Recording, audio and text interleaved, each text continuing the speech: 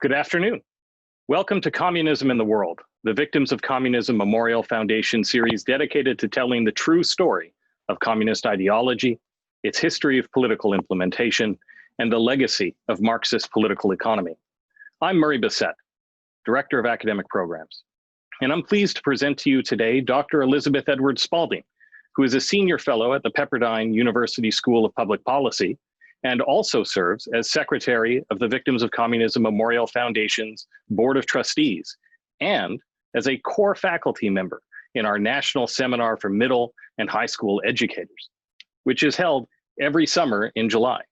Elizabeth is the author of The First Cold Warrior, Harry Truman, Containment, and the Remaking of Liberal Internationalism, the co-author of A Brief History of the Cold War, which is hands down the most accessible and straightforward account of the history of the period. Very, very strongly recommend, and is currently at work on a history of world communism. I can think of no one better suited to teach us about the subject of today's event, the captive nations and the end of the Cold War. We are truly privileged to have Elizabeth here with us to share her extensive knowledge of this incredibly important period of history. Following her presentation, we will have a discussion with Elizabeth, drawing upon questions submitted by the audience. You can submit questions for her throughout the event using the Q&A function at the bottom of your screen. And with that, Elizabeth, I welcome you and I invite you to share your presentation with our audience. Thank you, Murray, for that kind introduction, and it is good to be with all of you. It is summer 1989. You are in West Germany on the anniversary of the construction of the wall, the Berlin Wall, that is, and everything looks as it has since 1961. A major European city divided by a physical barrier that is also political, economic, moral, and strategic. You show your American passport at Checkpoint Charlie in East Berlin. You're given the once-over by the GDR guard, and then he lets you through. One of the first sights that awaits you is the arrest of several peaceful protesters. What will happen to them? Otherwise, the streets are eerily quiet for daytime, especially in comparison to what you have seen in West Berlin. There, at that moment, you cannot tell that everything will be transformed in less than 3 months. This story is true. I was a student visiting Germany, then divided between East and West, in summer 1989, and I watched in awe and thanksgiving in November later that same year as the Berlin Wall fell and Germans were reunited with each other. Many of us called it, and still call it, the Year of Miracles. There were signs along the way, but they were really only clear in retrospect. Before it was clear that a profound revolution was actually occurring, many experts predicted a better future filled with communist reforms, perhaps benign, more benign socialist type reforms. For East Germans, Hungarians, Poles, and others, virtually no one expected or predicted the collapse of the Soviet communist empire. So, how did the revolutions of 1989 come about? We must guard against grafting what we know now onto the past. We must also be conscious that the whole story could have turned out much differently. Those who brought about 1989 from both inside and outside the Iron Curtain did so without being assured of success. This lecture corresponds with the Victims of Communism curriculum lesson about captive nations and the end of the Cold War, which focuses on Poland, Czechoslovakia, Hungary, Estonia, Latvia, and Lithuania. We will cover the essential ground, and we will also look for themes and threads that help us understand the revolutions of 1989. And remember, all these historical moments could have gone a different way. So first to the Baltic countries. In the wake of the fall of empires due to World War I, Estonia, Latvia, and Lithuania were perpetually squeezed by Germany and the Soviet Union. The USSR even installed communist governments after World War I in each of the Baltic states, but Allied countries helped throw back the communists.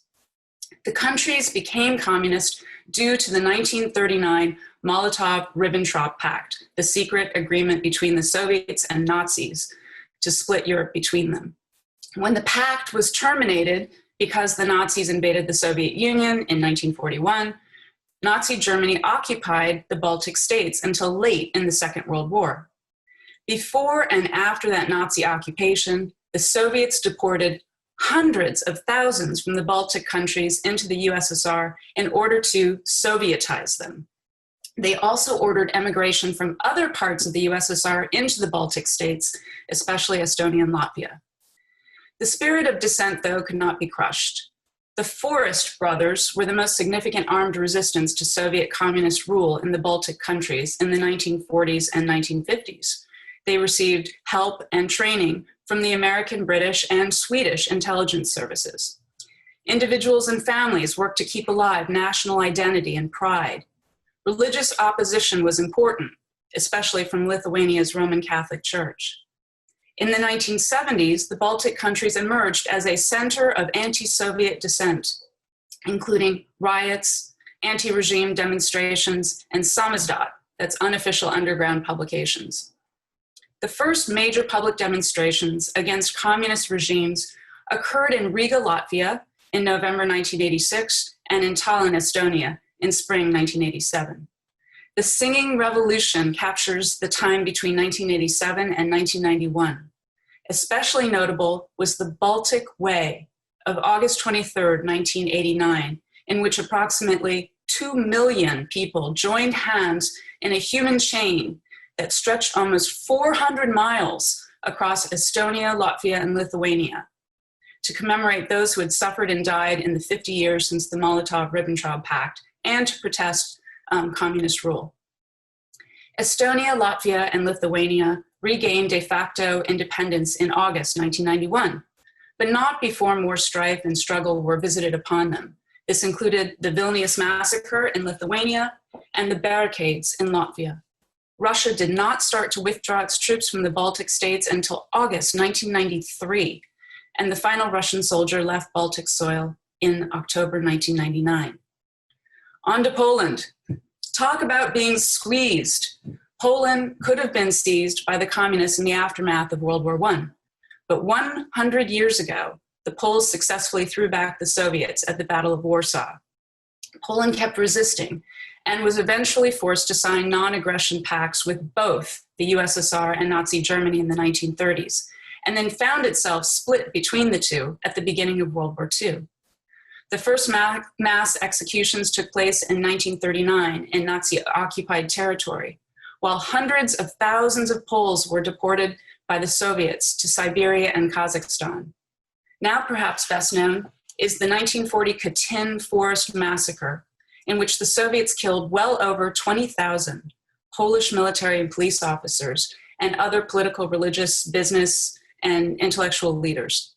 When the graves were first discovered in 1943, the Kremlin perpetuated a cover-up, blamed the Nazis, and did not admit their fault until 1990.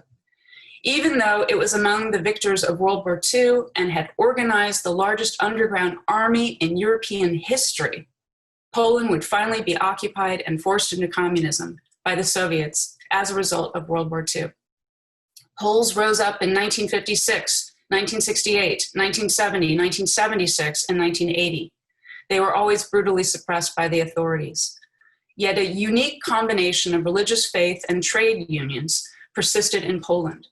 The effects of the combination of a Roman Catholic Pope from Poland, John Paul II, starting in 1978, and the emergence of Solidarity in 1980, the first independent trade union movement in a communist country, eventually under the leadership of Lech Wałęsa, forced change. So keep that in mind. A broad social movement grew out of this combination in Poland of religious faith, independent labor, underground resistance, and anti-communist intellectuals.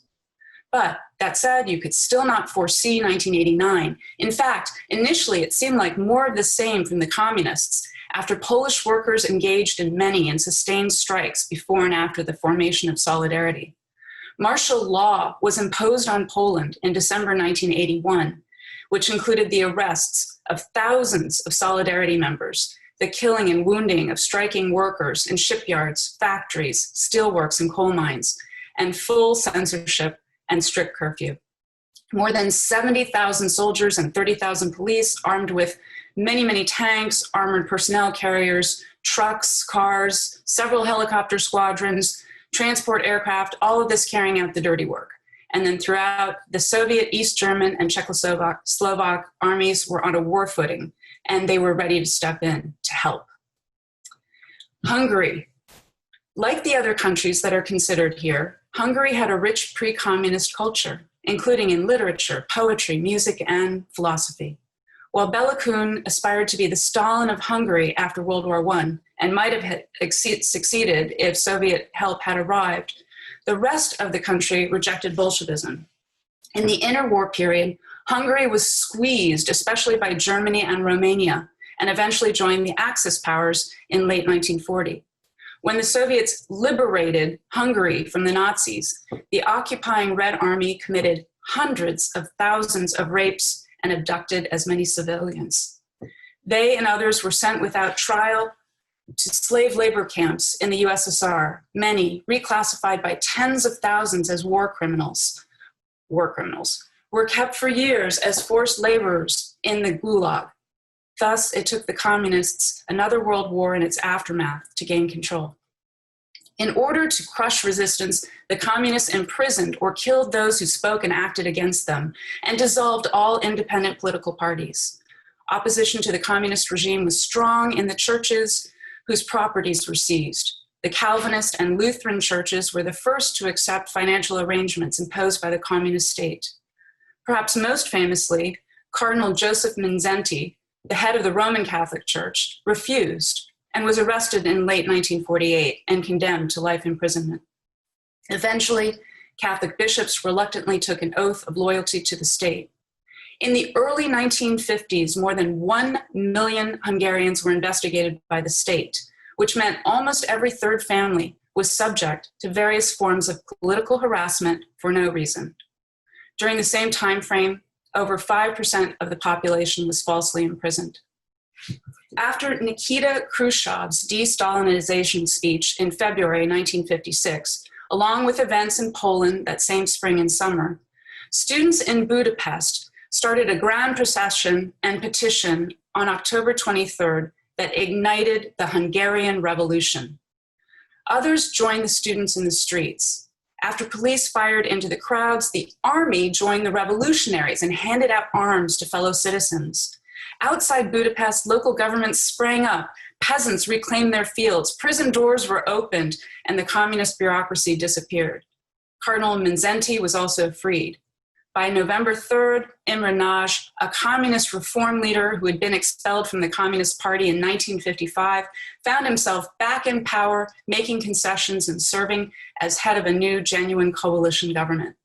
Soviet troops withdrew, and Nagy announced Hungary's withdrawal from the Warsaw Pact and requested recognition of Hungary as a neutral state under the United Nations. It was not to be.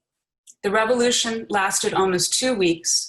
Then it was ended by Soviet tanks. Nagy fled to the Yugoslav embassy, and Cardinal Mindszenty took refuge in the US embassy for years, as it turned out. Even then, Hungarians sporadically resisted into January 1957, and workers peacefully demonstrated. Over 2,500, perhaps as many as 4,000, were killed from about 20,000 casualties among the freedom fighters. Tens of thousands were interned in camps, and several thousand Hungarians were deported to the USSR. And 200,000 refugees escaped to the West. Very harsh repressions by the communists lasted into the 1960s. Intermittent economic reforms in the 1970s showed Hungarians that they needed political improvements, and clubs, informal associations, and other groups that established contact with Poland's solidarity, as well as others in the West, all came together in the late 1980s. In August 1988, on the 950th anniversary of the death of King Saint Stephen I, who had led the Christianization of Hungary, the celebration included the Primate of Poland as the representative of Pope John Paul II. Before it ended, the communist government began reforms that allowed free association and assembly and ordered the opening of Hungary's border with the West. By late October 1989, 10 months after political reforms began, Hungary adopted a new constitution that allowed competitive elections and a multi-party system. On to Czechoslovakia. If the Baltic countries were early Cold War casualties at the beginning of World War II that were overlooked elsewhere, and Poland was lost before many realized the import of the World War II wartime conferences, and not everyone saw that Hungary was raped and pillaged on its way to being communized, Czechoslovakia was a public heartbreaker. It had a history of parliamentary democracy from the interwar years and was one of the 10 most industrialized countries in the world. While grateful for Soviet liberation from the Nazis, Czechoslovakia did not vote to be communist. But after the USSR would not permit Czechoslovakia to participate in the Marshall Plan, this and other issues prompted resistance to the Communist Party. The communists responded violently, including beatings of pro-democracy student demonstrators. It helped that the army was under communist control. The February 1948 communist coup shattered hopes of a non-totalitarian future for Czechoslovakia. The communists made this new addition to the Soviet bloc pay for their intransigence. As with other countries, the party targeted religion, especially the Roman Catholic Church and the Greek Catholic Uniate Church. Clergy were put on trial and imprisoned if they would not collaborate, and religious orders and monasteries were dissolved. Stalin also targeted Czechoslovakia for some of the worst purges and show trials in Eastern Europe. Defendants were already considered guilty before any trials began, and victims included democratic politicians, military leaders, Catholics, Jews, athletes, those with wartime connections with the West, and high-ranking non-Stalinist communists. Thousands were imprisoned or sent to labor camps. In 1951, more than 100,000 people were in concentration camps. Anywhere from 200 to 300 political opponents were executed during this period of time. And yet, like the other countries, freedom fighters in Czechoslovakia did not give up. The most famous resistance came in 1968 with the Prague Spring. Communist reformers led by Alexander Dubček moved to institute socialism with a human face in April 1968. Censorship was abolished, strikes were legalized, real elections for communist officials with secret ballots were called for, national minorities were to be represented, and economic equality between Czechoslovakia and the USSR was demanded. Then the Prague Spring took on a life of its own, with new non-communist political organizations forming, along with the reemergence of churches, youth groups in the Boy Scouts, and human rights groups. The Kremlin said no to everything, and 200,000 Soviet-led troops invaded Czechoslovakia as tanks crushed the Prague Spring. It was the largest military operation in Europe since World War II. Among the disturbing, memorable images was Jan Pollock's protest, a university student who set himself on fire in February 1969 in Prague's Wenceslas Square. He was the first of several human torches at this time. After the crushing of the Prague Spring, political trials reappeared and tens of thousands of Czechs and Slovaks escaped the country. The largest protest in Slovakia since the Prague Spring came in March 1988 during the candle demonstration in Bratislava, in which thousands held lit candles to support religious freedom and human rights and were met by police with water cannon and arrests. Numerous demonstrations against the communist regime to mark the 20th anniversary of Pollock's protests soon followed, and police responded with beatings and water cannons. In Prague, dissident playwright Václav Havel was arrested at the statue of St. Wenceslas. Later in November, Czech and Slovak students peacefully marched on International Students' Day. They were beaten by the police. This triggered the Velvet Revolution that lasted until the end of the year, during which dissidents, students, and other demonstrators, theater worker strikers, Havel himself, all of them challenged the communist system and demanded the release of all political prisoners.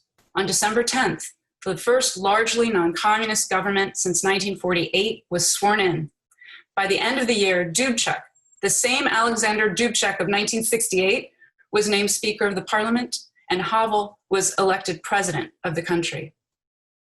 So What themes and threads can we pull from these facts in order to explain this miracle year of 1989?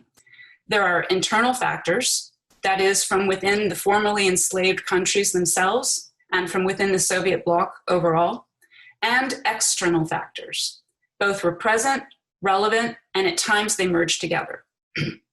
So first, to internal factors. First, one, communist imposed regimes. The peoples of Estonia, Latvia, Lithuania, Poland, Hungary, and Czechoslovakia realized that communism is based on lies. There was no equality, no liberty, no liberation. Communism was not classless. Communism did not even meet basic needs. Instead, communism's totalitarian one-party collectivist state repressed individuals, families, and intermediary institutions such as churches and schools. It also often suppressed national culture. Those who did not comply were put under surveillance, interrogated, intimidated, and punished in various ways. Totalitarian rule grew sclerotic and corrupt over time, even as those in power still professed communism. Bribes became common. This included those outside the party bribing communists, but also communists being bribed by the party with, for example, the best apartments, jobs, and consumer goods. Alexander Solzhenitsyn famously said, "Live not the lie." Over the accumulation of years, enough people in these countries said that they would no longer live the lie. 2, leadership change at the top in the USSR. In 1968, the Brezhnev Doctrine asserted that the USSR had the right to intervene militarily if it perceived socialism anywhere to be threatened. This is a codification of past policy under all previous Soviet leadership. In the 1980s, Mikhail Gorbachev was of a new generation, and he faced huge political, economic, and social problems. As a committed Leninist, Gorbachev aimed to reform communism through perestroika and glasnost. Part of that meant jettisoning what the Soviet Union could not afford militarily, diplomatically, and economically. Among other things, he was weighed down by the Soviet occupation of Afghanistan and the literal and every other kind of fallout from Chernobyl in 1986. Thus, significantly, Gorbachev did not, in part because he could not, order the same responses in and to 1989 as the Kremlin would have in the past. 3, past history. All these countries had a proud past before communism. All had been victimized by the twin tyrannies of Nazi fascism and Soviet communism. During the Cold War, it was particularly violent in the years 1948 to 1953, during which all peoples of all 6 countries were subjected to intense Sovietization.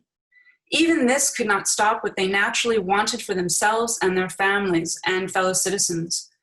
Before communism, Czechoslovakia, Hungary, and Poland had deep ties with Western Europe. Growing out of both quiet as well as overt resistance over the course of more than 40 years, in 1989, they said no more. Next, geography. These countries were and are geographically located near each other, and proximity and technology helped them see and hear what was going on. What happened in one country ended up affecting the others. In other countries, people saw and heard that Lech Walesa made the solidarity victory sign while standing next to the communist leader, that soldiers were cutting down the barbed wire fence between Austria and Hungary, that in addition to East Germans traveling through Hungary and Austria in order to reach Western Germany, freedom trains in Czechoslovakia were transporting East Germans to the West, that millions of Estonians, Latvians, and Lithuanians joined hands in the Baltic Way. The next one. Dissidents. Whether religious or secular, dissidents inspired hope through their words, music, art, and example. Most dissidents remained behind the Iron Curtain. Some explicitly fought the regime and paid the price for it, while others kept alive aspects of culture, history, memory, and faith, and more indirectly challenged the communists. Some dissidents managed to escape. Those who escaped did not remain silent. One example, a highly regarded Czech novelist who got out went on to establish a publishing house in Canada, which published samizdat works that were banned in Czechoslovakia and were then smuggled back into the country. Time and again, from country to country, dissidents were not only voices of hope, but also supporters of peaceful protests. When it came time for the Kremlin to decide how to respond to 1989, the communists had no moral ground on which to stand.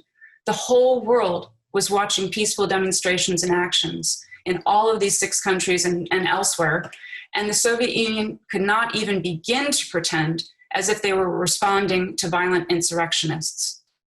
The next internal factor, disastrous economics. The black market economy was born and grew as a response to the economic failures of the communist command economy. Among other problems, the communist command economy meant that consumer goods were always in short supply. What the Eastern Bloc nations produced also had to be shared with the USSR. Standing in line became a way of life. By the time Gorbachev came to power in 1985, the Soviet Union could no longer afford its empire and needed even more supplements from their satellite countries. Soviet bloc Europe did not want more, that is, less of everything, of what was hitting hard in the Soviet Union. The next factor, religion. Perhaps the most well-known vivid example is Poland. When fighting communism, it helps to have a country be mostly one religion and to have the Pope be one of you. The level of Catholic piety in Poland remained high under communism. All this said, religion was a contributing factor in the other countries considered here. Even when churches were shut down, compromised, or otherwise squeezed out, many families secretly kept alive religious faith and traditions. Bibles were smuggled in from the West, and religious lay activists became increasingly important. Such activists played an especially significant role in Lithuania. One example from Hungary, in the early 1980s, thousands of very active prayer, Bible, and meditation groups within Catholic and Protestant congregations developed, and then they went on to resist communism at this very critical time, as we know in retrospect, in the Cold War. And the last, there are other internal factors, but the last one that I'm covering is the human factor. Human beings seek freedom and are built for self-government. All representative regimes, small d Democrat or small r Republican, allow free speech, religion, and property. The communists permitted none of these, and the peoples of all these captive nations wanted their God-given and natural rights. Various analysts posited that economic needs drove 1989. It is true, as we have seen, that communism proved that it could not provide for each according to his needs. That said, the human, political, and spiritual factors were primary, and the economic factors were secondary. In the midst of their revolution in the late 1980s, when Poles were asked what they needed from the Americans, they asked for translations of Abraham Lincoln. Now on to external factors. These external factors were important on their own and helped internal factors in various ways. The first one, the United States. The cumulative effects of the United States strategy of containment, which was recommitted to and reinvigorated in the 1980s under President Ronald Reagan, are essential to note and understand. Broadly speaking, containment was a strategy of peace through strength. It included strength of all kinds, political, strategic, military, diplomatic, economic, cultural, moral, and spiritual. In the 1980s, this strategy hit the USSR hard. Reagan was among the few at the time who saw that the Soviet Union was a superpower on the outside in terms of military capabilities, along with some natural resources, while it was rotting politically, economically, morally, and culturally on the inside. Reagan was explicit in stating his understanding of the political, moral, and economic illegitimacy of communism, and his view of the Cold War as a long but winnable conflict of good versus evil. Penetrating the Iron Curtain with news and facts was central to this strategy of containment. Foreign broadcasts were jammed by the communists, but some managed to get through, and they made a difference. With respect to our topic today, the role of the Voice of America, Radio Free Europe, and Radio Liberty deserves special mention. When Lech Walesa was asked about RFE's role in helping to undermine communism in Poland, he said, "What is the earth without the sun?" Next external factor, which is also an internal factor. Pope John Paul II. The pontiff did many things to undermine, if not take down, communism, including just being himself, a major world religion's chief leader who had resisted and survived the twin tyrannies of Nazism and communism. John Paul II had persistently insisted and was finally allowed by a highly reluctant Polish communist government to make a pilgrimage to his native land in 1979. His visit was history-making. It is still electric if you seek out quotes and clips from his open-air masses for millions of Poles, in which he called himself this Slav, this Pole, just like them, and uttered the sentence, "Be not afraid."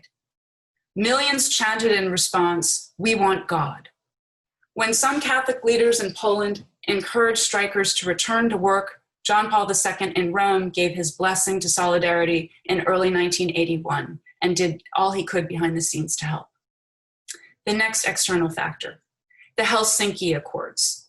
The 1975 declaration legitimized post-World War II borders and gave economic incentives to the communists, but also sent a powerful message to the captive nations behind the Iron Curtain that human rights were real and meant for everyone.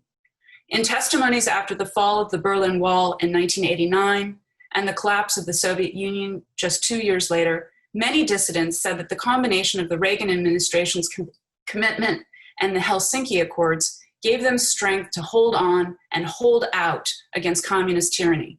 Within the countries considered here, dissidents heard of and built on the Helsinki Accords, such as in Charter 77 in Czechoslovakia. Although many intellectuals and activists who signed the petition were subsequently arrested and detained, they kept going in the next decade. The next external factor, the NATO alliance. The Atlantic Alliance is part of containment as a strategy, and it also played its own special role in encouraging the revolutions of 1989. A decade before, NATO had committed to the dual-track decision in response to the Soviet Union stationing nuclear-armed SS-20 missiles in their bloc that directly threatened Western Europe. The dual-track or double-track decision promised to deploy US intermediate-range nuclear missiles by 1983 if the Soviets did not agree to remove the SS-20s. Despite an enormous protest movement in part supported by the communists, the Reagan administration and NATO, these key Western European allies, stood firm. When the Soviets did not budge, the deployment of the Euro missiles began. The Kremlin had hoped that tensions within the Western alliance would destroy NATO and decouple Western Europe and the United States. Instead, extra pressure was put on the Soviet bloc, and those behind the Iron Curtain saw a chink in the Kremlin's armor. Finally, the question of the regime. The particular and general points considered here point to the conclusion that the communist regime was and is illegitimate and ultimately unworkable, while the democratic regime was and is both legitimate and the best option in practice. As Lord Acton famously noted, power tends to corrupt, and absolute power corrupts absolutely. And as Winston Churchill observed, indeed, it has been said that democracy is the worst form of government, except for all those other forms that have been tried from time to time. The revolutions of 1989 leave us all this and more. The legacy includes ups and downs for the former captive nations. It must also be remembered that 1989 was the year of Tiananmen Square and the Chinese Communist Party massacre of thousands of students and other peaceful demonstrators in Beijing. The effects of Tiananmen Square are still being played out, as seen in China and Hong Kong. And communism still remains in the People's Republic of China, as well as in North Korea, Cuba, Vietnam, and Laos, and gaining ground in Venezuela. The freedom-loving peoples of these captive nations still wait, watch, and work for their 1989. Thank you. Thank you, Elizabeth. That was just an incredibly rich, incredibly, expansive presentation. Just phenomenal. Very much enjoyed it. I'm sure that the audience enjoyed it as well. Before we turn to some of the questions from the attendees, I do want to remind the audience that they can submit questions for Elizabeth using the Q&A function, which is located at the bottom of the screen. So I know we always have a lot of educators here with us. Always happy to have them. You know, some of my favorite parts of my job is getting to work with them, and I know, I mean, you do such a fantastic job with them too. And you know, to give people a little taste of you at the seminar, I kind of wanted to ask you if you could just offer a little bit of general advice as to how to teach, you know, the subject of the captive nations and the Cold War to middle school and high school students. Okay, that is a big question, but I think that one of the things to do, which many teachers are already doing, is try to keep working in the stories that represent the key points and the visuals. So first on the stories, VOC, as you know, Marie, and perhaps you'll also just share with our viewers a little bit more about it. We have the Witness Project, and we also have actual people who have survived and escaped from communism, outlived it in some cases, and some of them are willing to come to schools. And right now, with things being virtual in so many places, you can either call up the videos from the Witness Project or make contacts to set up Zoom, I would assume, with some of these actual witnesses. And I think that just as a previous generation, multiple generations benefited from having survivors of the Holocaust come into their schools, which was so commonly done for years and years, that we need to do that too. And that's something then that makes this real to students, and they understand it's not just something abstract, or it's not just a bunch of facts that they're studying. So that's the part I think about stories and getting the real people connecting with our students. Another thing, though, on visuals, I have found that it's getting harder and harder to get college students to commit to a book. And I've talked with the middle school and high school teachers that we work with at VOC, and they're also having corresponding difficulty in getting students to commit to books. We should not give up on that. Students should read books, but we want to increasingly use the visuals that technology affords us. So on this topic today, there are so many clips out there. There are actual, documentaries. There are photographs galore, and I think it would be good if we can, help teachers more and more to have access to those. We have some of that through VOC, but increase all that, and then also have students perhaps in small groups within their classes help to find some of that material so that they're sharing it with each other, and that it's not always left to the teacher, especially as the students get farther along, to find and present things to them.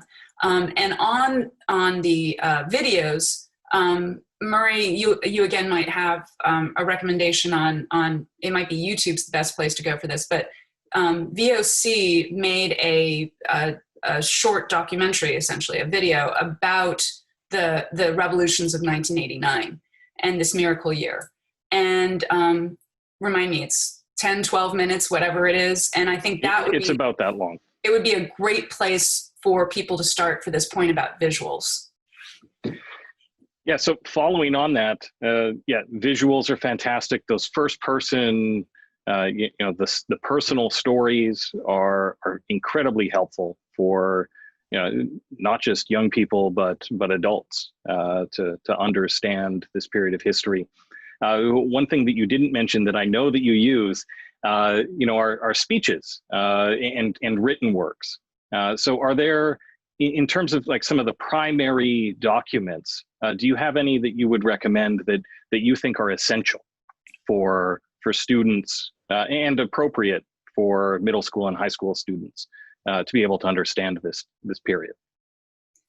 Thank you for reminding me. So certainly from the Cold War side of it, there's a lot, so from this particular topic today, I would definitely show clips of a lot of the key figures, and many of them you can find. When I teach the Cold War, that East-West, US-Soviet dominated struggle, I have found that showing speech clips from President Harry Truman to give people a sense of what was going on early in the conflict, and I use a couple of clips with our teachers from what became quickly called the Truman Doctrine speech in 1947. And then I jump ahead, some of this is what time you have. I jump ahead and use Nixon gave this amazing speech during the détente era from the Kremlin Palace. And so you get all of the gaudy gold and it's just, he's speaking to the Soviet people, but of course it was broadcast around the world. So a clip from that speech is really, really helpful. And then jumping ahead again, I go to Ronald Reagan. And because he was so targeted on the Cold War, it was a priority for him. As with Truman, there are almost too many speeches to choose from. And then with Reagan, you have TV. So you can really make the visuals that much better than with Truman, where when he gave his speech that became called, the Greek and Turkish aid that became called the Truman Doctrine speech, it was on radio. So, when you're showing it to students from a computer screen, it's got stills, that people have populated it with. But anyway, with Reagan, you almost have too many to choose from. But I do think that the address to the British Parliament in 1982 has a lot of really great clips in it to show students, to help them understand how things had progressed with the Cold War. And one of the things that's actually very helpful about a lot of the Reagan speeches, including that one, is he helps people understand the whole of the 20th century. And I think our students need to understand that in order to deal with the 21st century, because it's, the previous history is always chasing you into the present and your own future. And so in that and other speeches, Reagan does an excellent job of showing the impact of the world wars, especially World War II, and then how that enables the communists to achieve so much and really to launch this Cold War. So jumping off of that, we have a question that I think our attendee might be psychic. So what is the aspect of the late Cold War culture and politics which is most foreign to current students? And so, what is it that we need to overcome there? Right. We have to overcome several things, but I think a lot of our students can't believe that it happened, or that it could have happened.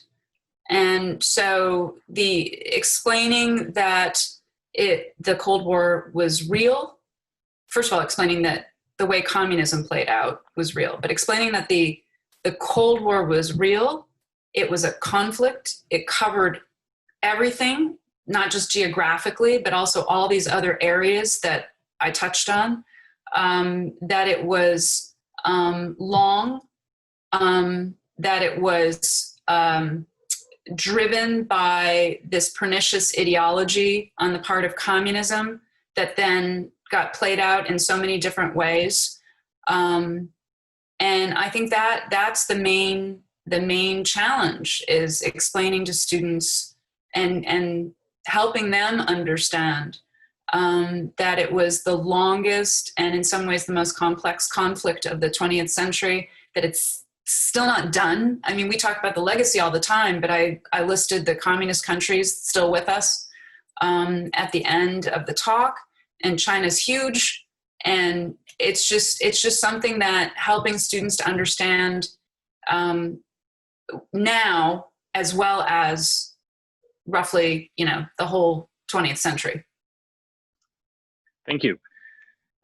So one thing that an attendee asked about is a frequent question that comes up, and that's, when we look at the fall of the other totalitarianism of the 20th century, the Nazis, we saw that the leaders were executed, and the leadership was purged, and there was a real effort to reckon with it. But then we look at the peaceful revolutions in 1989, and aside from Romania, right, where Ceausescu is executed, by firing squad, we don't see that. Could you maybe explain why the difference? Big question. It is a big question. So I think that because World War II was a hot war and it had a definitive end, it has a legacy too, but it did have a definitive end.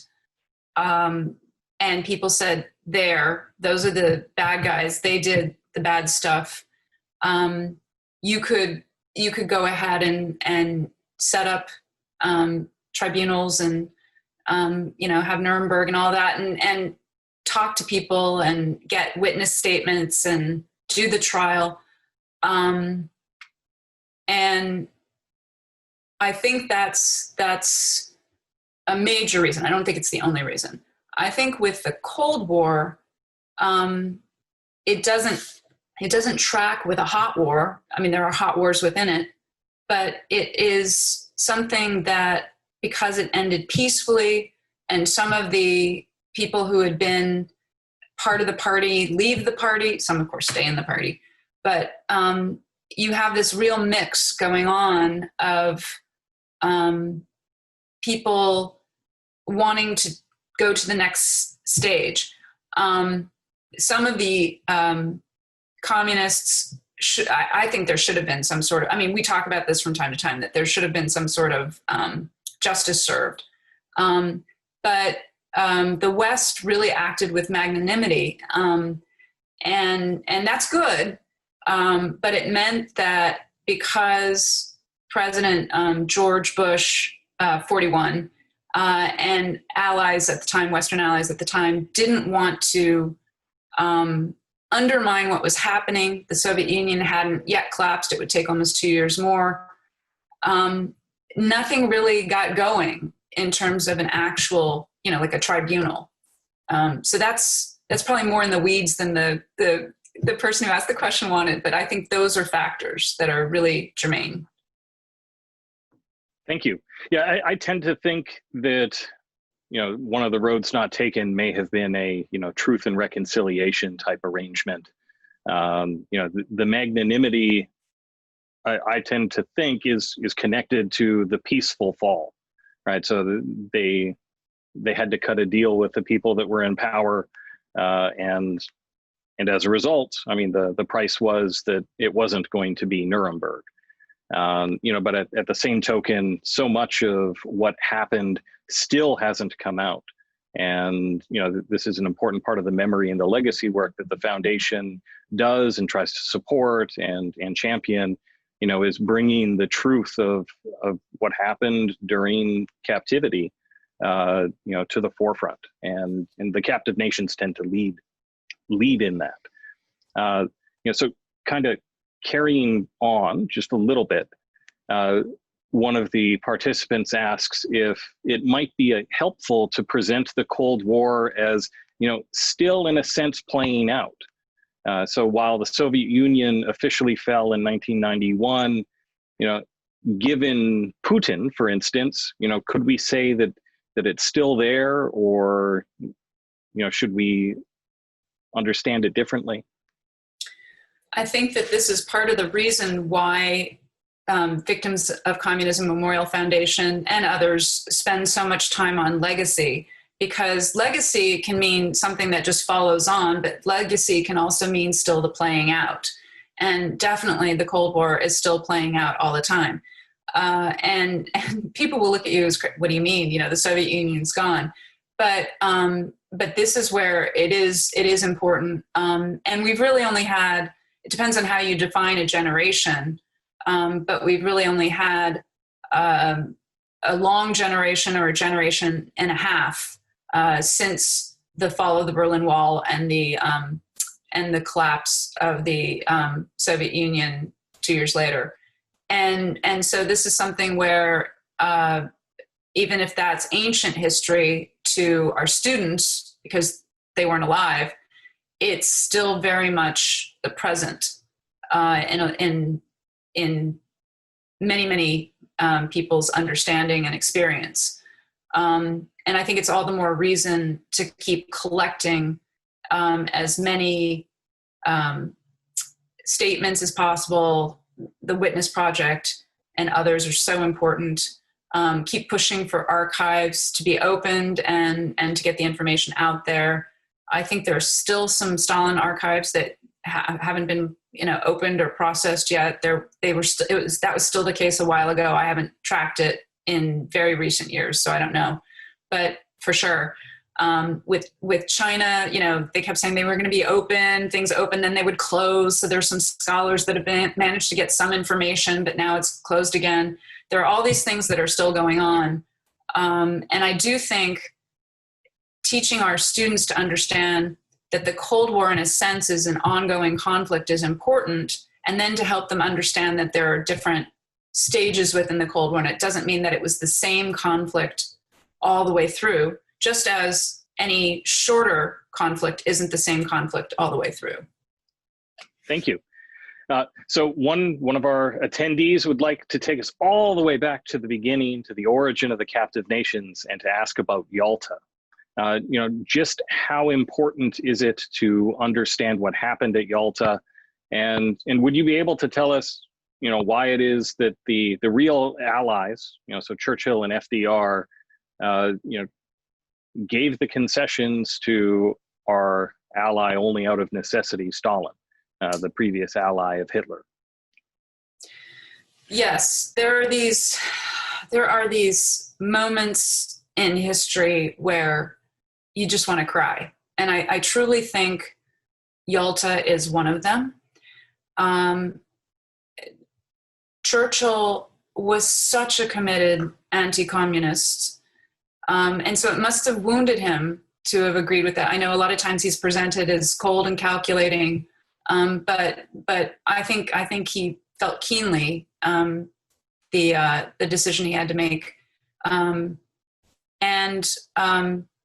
I think it was coupled with Franklin Roosevelt saying, this is the best we can do now. We have to think about winning the war. And also you had that Roosevelt quality, which Churchill had too. Well, maybe I can talk Stalin into something better later. And Roosevelt relying so much on his ability, he thought, and often was able to do, in personal diplomacy.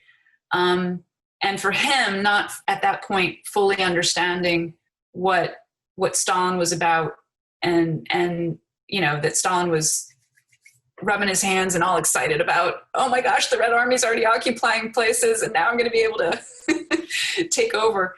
And Churchill understanding that you were making that kind of concession. Now, he of course went on to then say that the Western allies of the Allies should keep pushing as far east as they could, and that doesn't happen. It's a decision made by military people that then FDR agrees to, and Churchill, because they're the junior member, ends up agreeing to. That the Soviets are able to push a bit farther west. They still would have taken land, but they would have had less land if we had liberated a bit farther east, which we could have done. So that's a what if. There are always these what ifs. And I think that at bottom, it wasn't some sort of quick decision of the moment. I do think that both Churchill and FDR, for some of the same and some different reasons, thought that they needed to make that agreement at Yalta, that they needed, the Soviets to win the war. So a lot of students today are really interested in what's going on in Belarus. And, do you have any recommendations aside from the news as to, where teachers could get resources and to help their students to be able to understand exactly what's going on over there? That's a great question. I've been following it mostly in the news, so I don't have particular websites and sources that I would go to, but I think it's important that at least one of the teachers was asking about that, because that is legacy of the Cold War. That is playing out of of still what's happened. It could be that, I mean, Putin's signaling a lot of different things, and then Lukashenko, I mean, it's been around forever. And other people have shown that they are legitimate and should be coming into the government, and it's a tyranny. It's a tyranny.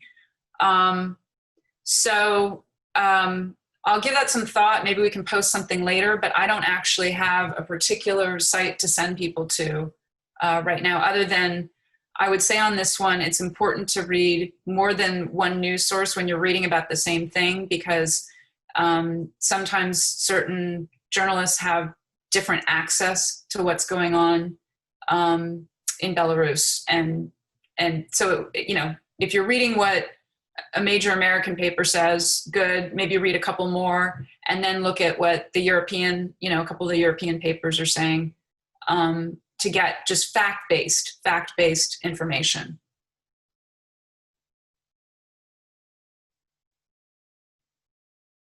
Oh, there. Okay, I accidentally muted and unmuted myself, so pardon me. So nationalism is often presumed to be a bad thing, but the nationalism of the captive nations is one of the things that allowed them to successfully resist the communist tyrannies that sought to perpetuate their tyranny over them. Do you have any suggestions for how to distinguish between, the bad forms of nationalism and the salutary ones? That's another excellent question. So I think that, first of all, in the political science and history literature, nationalism has become a dirty word. And that happened over time, and it's where we're stuck. So I think one thing for teachers to do is to say just simply what it means, and not to go right away to the ism part that is often how academics define it and present it. And then if you're just talking about, nationalism, and it doesn't necessarily mean then that, it can mean that somebody is very proud of their particular, country, right? But it doesn't necessarily mean that they're going to turn into Nazis and go marching and take over a continent and more. And just start with that. And then with respect to, you can say there are different kinds of nationalism. And then the kind that becomes really a problematic ism, and at its height, you see it in something like Nazi Germany. You can give examples of that. And then you can say there are times, though, when nationalism is a very important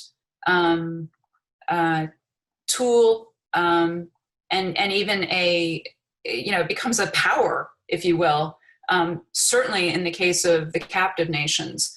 Now, the peoples of the captive nations sometimes have bickered with each other, but in general, they were united that, hey, this communism was imposed on us, and we don't agree with that. And a lot of them are, don't like the Russians. It's because the Russians are so associated with that ism, right, with communism. So then you can say, though, you have this kind of nationalism, and then it's different in each country. You can't say that nationalism is always the same thing, because in one country they're going to have had whatever political experience they had in the past, whatever kind of governments they have had in the past, and those are going to be different from another country. And then they're going to have, different cultures in each. And so it's very hard to say that it's always the same thing, because it isn't.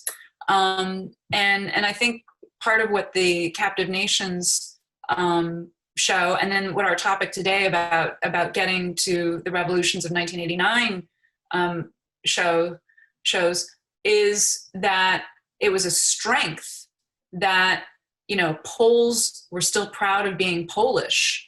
And this was true of all of the 6 countries. And that even think about it, in the Baltic countries, some of those, they had been so Sovietized that some of them didn't even, that were objecting, were Russian speakers or actually Russian background, but they had become Estonian, Lithuanian, and Latvian, and they didn't want communism. They didn't want it. And so that was then nationalism, and everybody didn't even all have the same language. So I think defining it with the, generally, and then giving the examples to show the different kinds, doing it in that comparative fashion that's so important at all levels for students to understand. And you can get more complex with it by the time you're teaching the high school students. Thank you.